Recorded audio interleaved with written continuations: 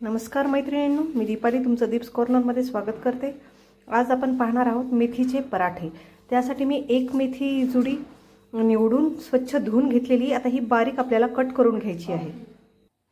आता एका ताटात आपण गव्हाचं पीठ घेतलेलं आहे, त्यात घालत आहे मी थोडीशी हळद, 2 चमचे लाल तिखट, 2 चमचे धनेपूड,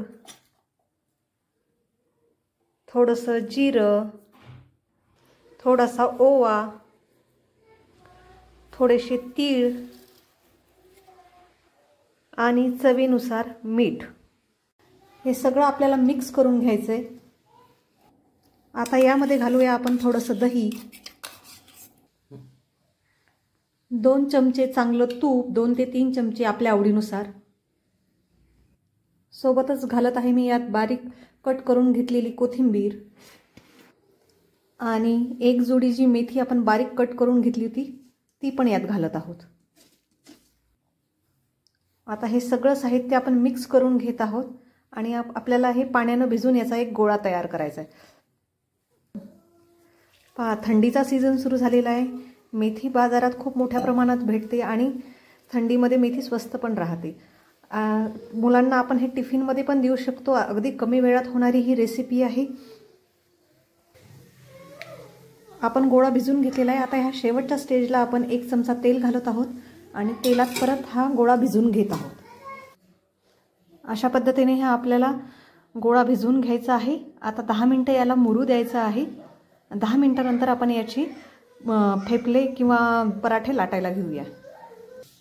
आता अशा पद्धतीने आपल्याला एक गोळा तयार करून घ्यायचा आहे आणि आता याचे पराठे लाटून घ्यायचे।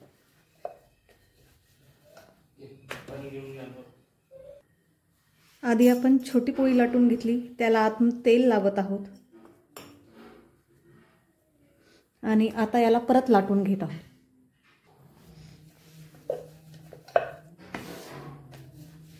अशा पद्धतीने आपल्याला पराठे लाटून घ्यायचे आहेत। मी ह्या पराठ्याला ट्रायंगल शेपमध्ये लाटलेला आहे। तुम्ही तुमच्या पद्धतीने याला शेप देऊ शकता। आता हे आपण तव्यावरती भाजून घेऊया। तवा आपला गरम झालेला आहे, यावर आता मी पराठा टाकत आहे।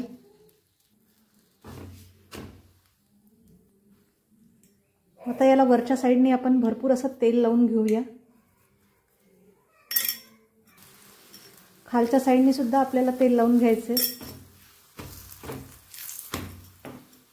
आणि हे आता एका ताटात आपण काढून घेऊया। अशाच पद्धतीने आपण बाकी पराठे सुद्धा बनवून घेऊया। तर तयार आहेत आपले मेथीचे पराठे। पहा, एकदम असे नरम झालेले आहेत आणि दिसायलाही किती सुंदर दिसत आहे आणि विशेष म्हणजे हेल्दी आहे, कारण आपण यात तूप घातलेलं आहे आणि एकदम सॉफ्ट असे झालेले। तुम्हाला ही माझी मेथीची पराठे बनवण्याची रेसिपी आवडल्यास नक्की माझ्या चॅनलला लाईक, शेअर आणि सबस्क्राईब करा। थँक्यू।